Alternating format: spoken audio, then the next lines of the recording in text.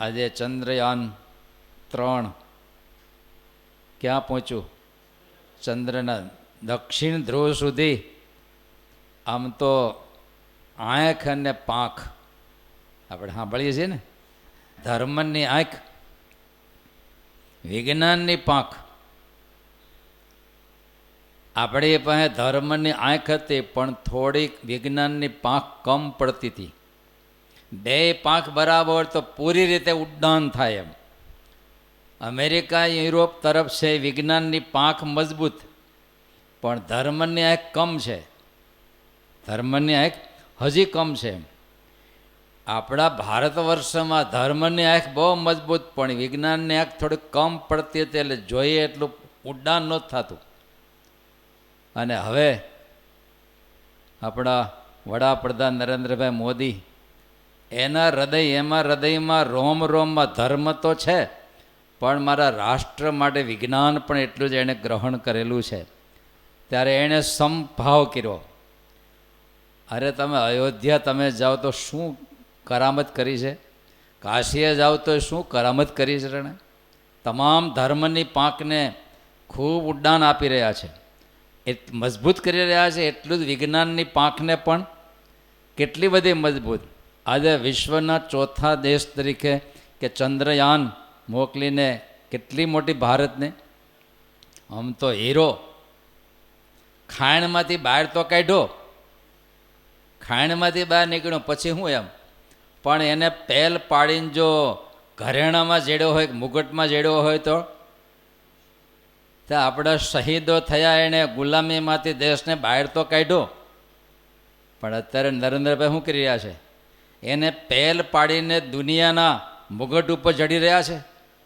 ક્યાં મૂકી દીધો દેશને? જો દુનિયાના સ્તર ઉપર મૂકી દીધો. આજે બધા દેશ લગભગ મંદીમાં આમ તેમ થાય છે. આજે ઇન્ડિયા, આખી દુનિયા રિપોર્ટ આપે છે કે આ 2-5 વર્ષમાં તો ક્યાં પહોંચશે. આ 5 સુધી લાવી દીધો અને હવે 3 નંબરે લાવી દેશે. ત્યારે 2 વસ્તુ, આંખ અને, ત્યારે આપણે તમામ વેદ પુરુષો એમ કહે છે સંભૂતિમ ચ અસંભૂતિમ, ભૌતિકતા અને આધ્યાત્મિકતાનું જીવનમાં કોલેબોરેશન કરો. તમારો આત્મા ગમે એવો બળ્યો પણ શરીર કામ ન કરે, તમે શું કરી લેવાના? તમે કહો, દંડવત કરશો? ટકર બીજા કરે જોયા કરશો? તો શરીર બરાબર હોવું જોઈએ અને આપણો આત્માય બરાબર હોવો જોઈએ. ત્યારે પહેલું જ ઉપનિષદમાં આ વસ્તુ લખે છે, સંભૂતિમ ચ અસંભૂતિમ વિદ્યામ ચ અવિદ્યામ. ભૌતિક માર્ગે સક્ષમ બનો અને અધ્યાત્મ માર્ગે સક્ષમ બનો તો તમારું જીવન પૂર્ણ બનશે અને પૂર્ણ જીવનમાંથી પૂર્ણ મુક્તિ પણ તમને પ્રાપ્ત થશે. 2 વસ્તુ જોઈશે. એટલે આંખ બરાબર જોઈશે અને પાંખ પણ. આજે ઇન્ડિયા એ સ્તર ઉપર આવી ગયું છે.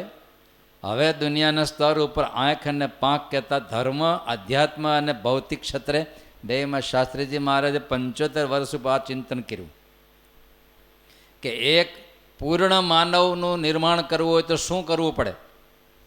તો કે એક તો ભૌતિક માર્ગે સક્ષમ કરવો પડશે, સામાજિક ક્ષેત્રમાં સક્ષમ કરવો પડશે અને આધ્યાત્મિક ક્ષેત્રમાં સક્ષમ કરવો પડશે.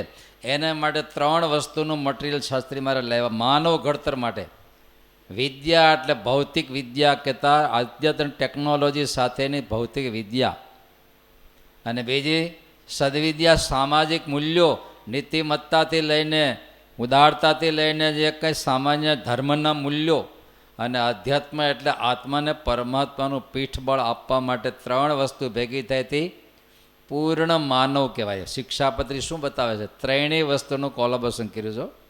ત્યારે પૂર્ણ માનવની રચના થાય છે. આ ચંદ્રયાન કાંઈ એમનેમ તો ત્યાં ઉતર્યું નહીં હોય, ભલભલાના ભાંગી ગયા અને આ પહોંચી ગયું. એનું કારણ એ કેટલા એમાં ઇલ્વોન થઈ ગયા હશે. સારું, મુખ્ય જે વૈજ્ઞાનિક છે એનું નામ સોમનાથ છે કંઈ. હા, દાદાએ હોય તો કૃપા કરી છે સોમનાથ દાદાએ. આ જુઓ તો કરે, આટલા ટોપ વૈજ્ઞાનિક, તો નામ કેવું. આ અધ્યાત્મ અને વિજ્ઞાનનું કોલેબોરેશન ઇન્ડિયામાં તમે જુઓ. આજે યુરોપના વૈજ્ઞાનિકનું નામ શું, વૈજ્ઞાનિકનું નામ શું છે? પણ ઇન્ડિયાના આટલા ટોપ, આટલા ઊંચા વૈજ્ઞાનિક, પણ નામ તમે જુઓ શું છે? એનો આત્મા કેવો હશે? પહેલી તો પૂજા કરી અને આ હેમખેમ ઉતરે એના માટે ઇન્ડિયાના લોકોએ શું કર્યું? પૂજા પાઠ પ્રાર્થનાઓ કરી. ત્યારે આ પુરુષાર્થ અને પ્રાર્થનાનું કોલેબોરેશન તો સિદ્ધિ. પુરુષાર્થ અને પ્રાર્થનાનું કોલેબોરેશન તો સિદ્ધિ. ત્યારે બે વસ્તુ છે. વિજ્ઞાન ને સોમનાથ નામનો અર્થ શું થયો? બેનું કોલેબોરેશન થયું ત્યારે એટલી મોટી સફળતા વિશ્વની અંદર થાય. જય સ્વામિનારાયણ.